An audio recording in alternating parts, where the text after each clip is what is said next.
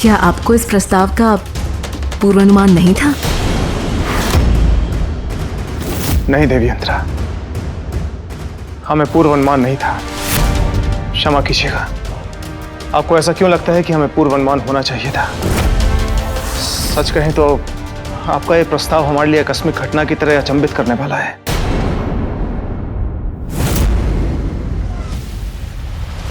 राजा, दरअसल बात जो है कि ऐश्वर्या और मेरे दिल के तार जुड़ गए, पता ही नहीं चला कब कैसे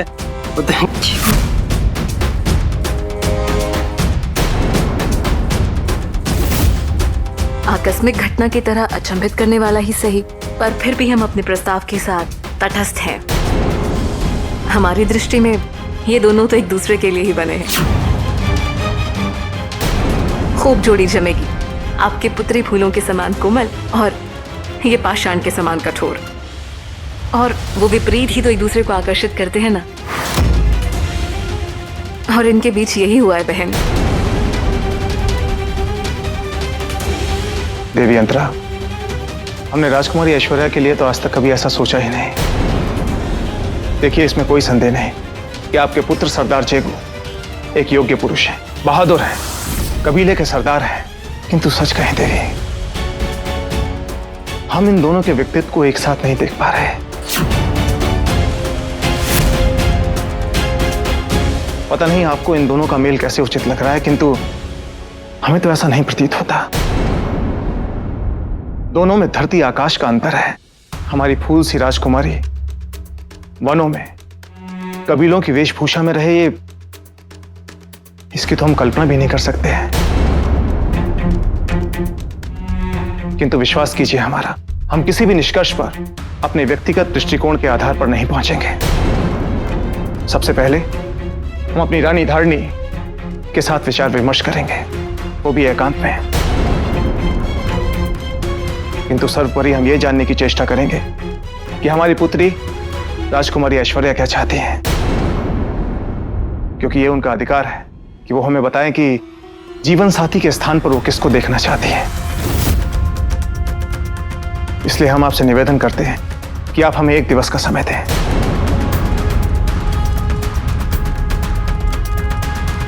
जी, हम 1 दिवस बाद आपसे पुनः भेंट करेंगे। परंतु वो ऐश्वर्या और मेरे अवश्य समय लीजिए।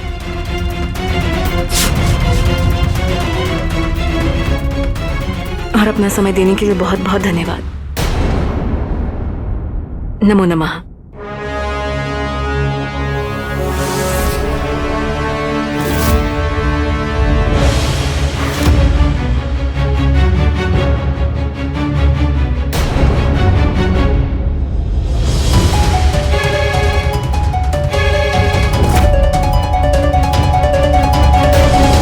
रुकिए।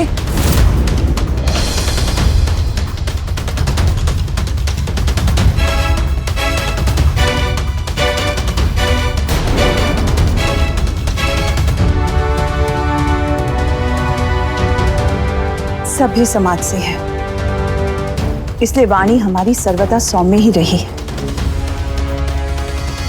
इन्होंने आपसे 1 दिवस का समय मांगा है, इसलिए क्योंकि अतिथि के मुंह पर ना कहना सभ्यता नहीं।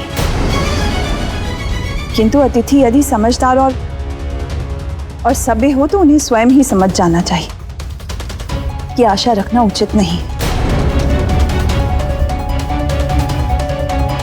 इसलिए पूर्ण विराम लगा समझी।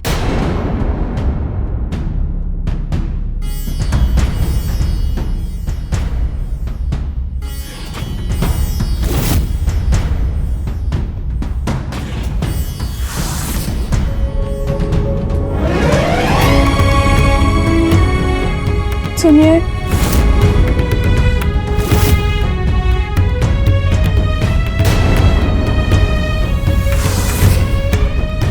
माई तुझा मैं आता हूं।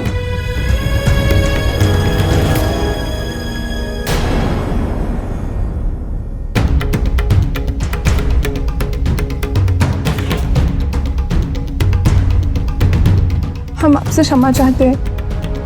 हमने पूरा प्रयत्न किया। खास मित्र बनने से पहले ना सोचा था कि मैं कबीले वाला हूं। योग्य ना हूं तेरे। पहले तो मिलती रही, कभी भाग्य से कभी खुद से। एक बार बोल देती अपने बीच कुछ ना होने वाला। मर्दानी नार थी, इतना तो बोल सके थी। यहाँ बुला के सारी इज्जत को मिट्टी में। मेरी माई को देखा चीकू, कितना टूट गई अंदर से, मैं ही जानता हूँ।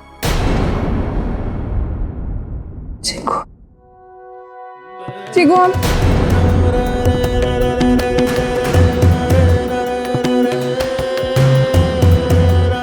राजकुमारी ऐश्वर्या, महाराज ने आपको बुलाया है शीघ्र।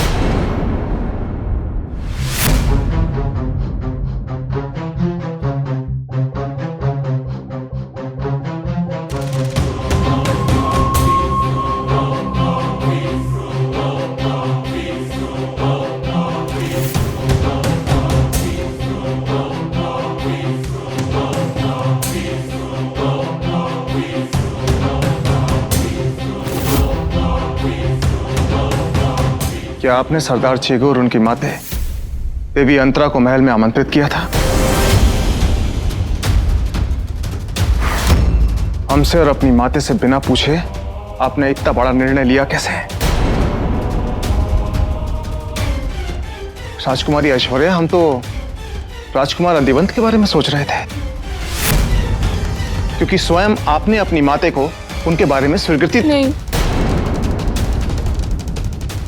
नहीं ताजश्री, हमने राजकुमार आदिवंत के लिए कभी स्वीकृति नहीं दी।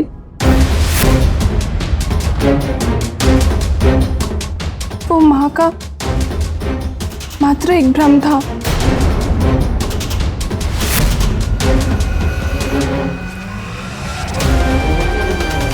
देखिए, किसी भी वाद विवाद में ना पड़ते हुए हम आपसे सीधा प्रश्न करते हैं, जिसका हमें स्पष्ट उत्तर चाहिए। राजकुमारी, बताइए, क्या आप उस कबीले वाले सरदार चेगू से विवाह करना चाहती हैं या नहीं?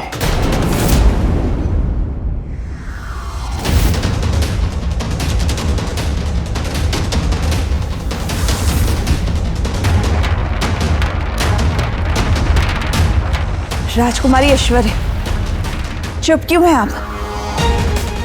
कहिए अपनी ताजश्री से ऐसा कुछ नहीं। स्वप्न में भी आप ऐसा नहीं सोच सकती हैं, कहिए।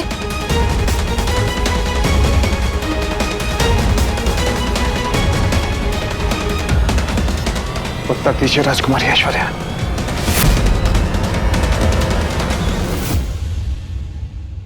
ठीक है राजकुमारी, हम आपको 1 दिवस का समय देते हैं। इस 1 दिवस में सोचिएगा, विचार कीजिएगा। एक बात ध्यान रहे, आपका लिया गया यह निर्णय आपका भविष्य निर्धारित करेगा। क्योंकि जब मखमली कालीनों पर चलने वाली राजकुमारी पथरीला रास्ता चुनने के लिए उतारू हो, तो उन्हें समय तो मिलना ही चाहिए।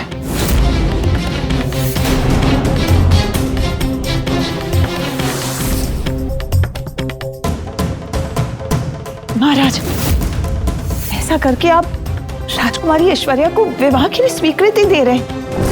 विवाह रचाने की, ये प्रेम में बेसुध है। इन्हें क्या पता कि क्या सही है और क्या गलत। रानी धारिणी, हमने अपनी राजकुमारियों को उन्मुक्त और उदार वातावरण में पाल पोस कर बड़ा किया है। उन्हें अच्छे संस्कार दिए हैं। उन्हें विदित है कि उनका उत्तरदायित्व क्या है।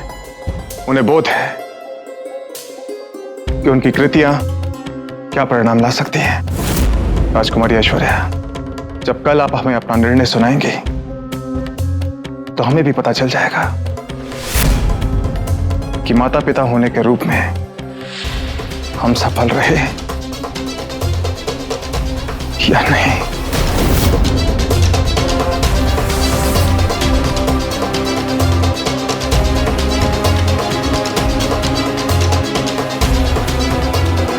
इसका अर्थ स्पष्ट है। ताजश्री ने उस शीशी में लाल रंग भर के हमें दिया, जिसे आप चाहती थी हम छुपा कर रखें। शिवराज इंदर, आप इसे व्यक्तिगत रूप से मत लीजिए। कृपया ऐसा मत कीजिए। वो शीशी आपके लिए नहीं थी, वो शीशी जिसके लिए थी वो। अब समझ आया कि वो शीशी हमें क्यों दी गई, क्यों अचानक से हम पर विश्वास उमड़ आया। क्योंकि उस शीशी में तो वो था ही नहीं जो होना चाहिए, उसमें तो 2 कौड़ी का लाल रंग भर के रखा था। पर मानना पड़ेगा आपके अभिनय को, ऐसे जता रही थी जैसे हमें कोई बेशकीमती वस्तु दे रही है हमारे संरक्षण में। युवराज अंकल, ठंडे दिमाग से सोचिए, क्रोध में आपको कुछ भी समझ नहीं आएगा। वो शीशी हमने चोर को रंगे हाथों पकड़ने के लिए दी थी। अगर आज वो चोर पकड़ा गया होता तो आपको हमारे ये प्रयास सार्थक प्रतीत होता। पर पकड़ा तो नहीं गया ना, वो चोर आप सबसे चतुर निकला। निष्फल हो गया आप दोनों के प्रयत्न। युवराज अंकल, महारानी की जय हो। श्रीमान शिलादित्य आपके दर्शन अभिलाषी हैं।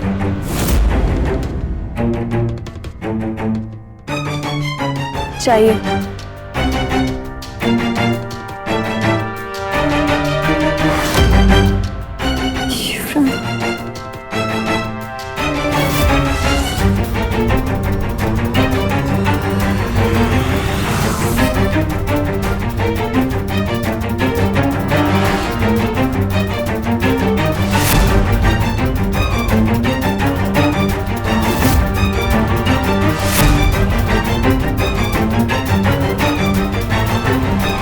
दीदी, हमें राजकुमारी ऐश्वर्या के भविष्य की चिंता बहुत सता रही। मैं उसी क्षण उस वनमानव और उसकी माँ को यहाँ से खदेड़ देना चाहिए था, किंतु इन्होंने 1 दिवस का समय दे दी, वहाँ उनको और यहाँ हमारी पुत्री को। राजकुमारी ऐश्वर्या में सोचने समझने की शक्ति बची होगी तब वो कुछ समझेंगी। वो तो उसके प्रेम में अपनी सुध-बुध खो ही चुकी है। धारिणी ऐसे अपनी पुत्री के लिए कुछ भी नहीं कहिए। ऐश्वर्या में बहुत सूझबूझ है, हमें विश्वास है वो आदिबंद को ही चुनेगी।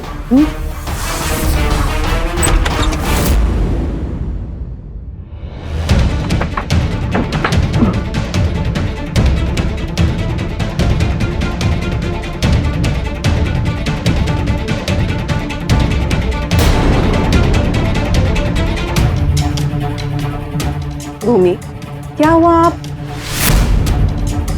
माना कि हम छोटे हैं, परंतु हमें बताया तो जाना चाहिए था ना। आप इस संदर्भ में बात कर रही हैं, कुछ समझ में नहीं आया भूमि।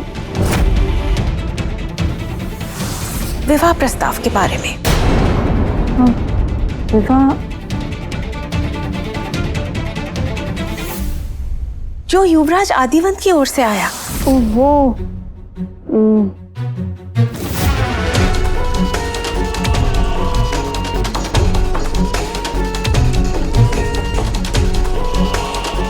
आपकी उलाहना बिल्कुल सही। हमें आपको सब पहले ही बता देना चाहिए, किंतु अब आप हमसे रूठिएगा मत। हम आपसे कभी रूठ सकते हैं क्या भला? आप दोनों हमसे बड़ी हैं, समझदार हैं, हमेशा सही निर्णय लेती है। परंतु गरिमा अभी बच्ची है, वो विवाह के लिए अभी तैयार नहीं है।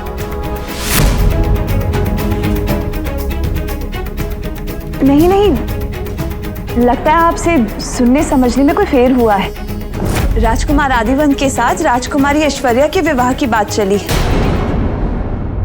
न कि राजकुमारी गरिमा की।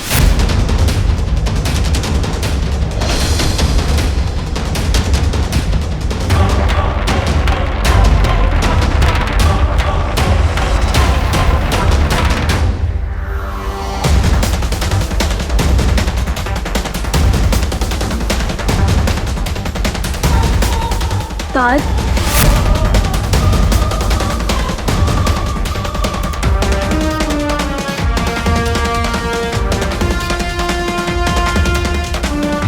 महारानी प्रणाली।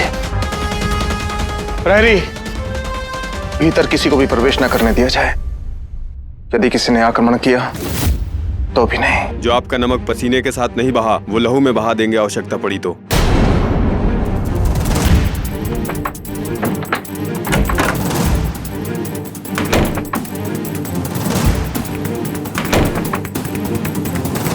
आइए महारानी प्रणाली।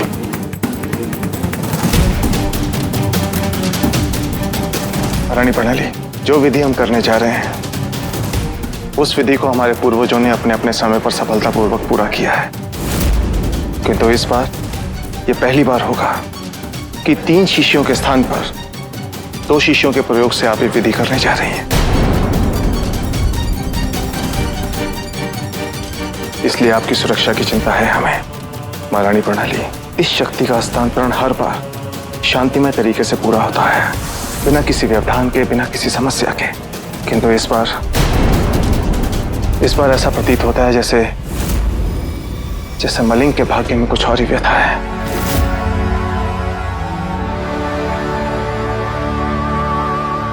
देववंशी शक्तियों ने दानव वंशियों को हमेशा मलिंग से कोसों दूर रखा है, लेकिन इस बार हमें ऐसा लगता है कि देववंशी शक्ति कुछ कमजोर पड़ती जा रही है, जिसका लाभ उठाकर दानव वंशी गिद्ध की तरह मलिंग के आसमान पर मंडराने लगे हैं। महारानी प्रणाली, दानव वंशियों और देववंशियों के मध्य यदि ऐसा कुछ है जो हमें बचा कर रखता है तो वो है मलिंग का पवित्र सरोवर। इस विधि के संपन्न होते ही आप मलिंग के पवित्र सरोवर की संरक्षक बन जाएंगे। हाँ महारानी प्रणाली, हर हाल में देववंश को बचाने के लिए मलिंग के पवित्र सरोवर को बचाए रखना होगा। यह आपका परम कर्तव्य है। देखते हैं आने वाला क्षण हमें क्या निर्णय सुनाता है। 3 शिष्यों के स्थान पर केवल 2 शिष्यों का प्रयोग।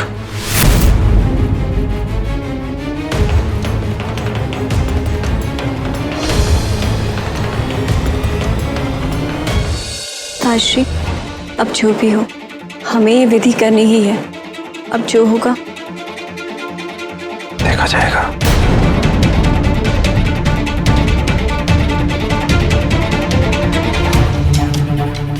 आइए महारानी।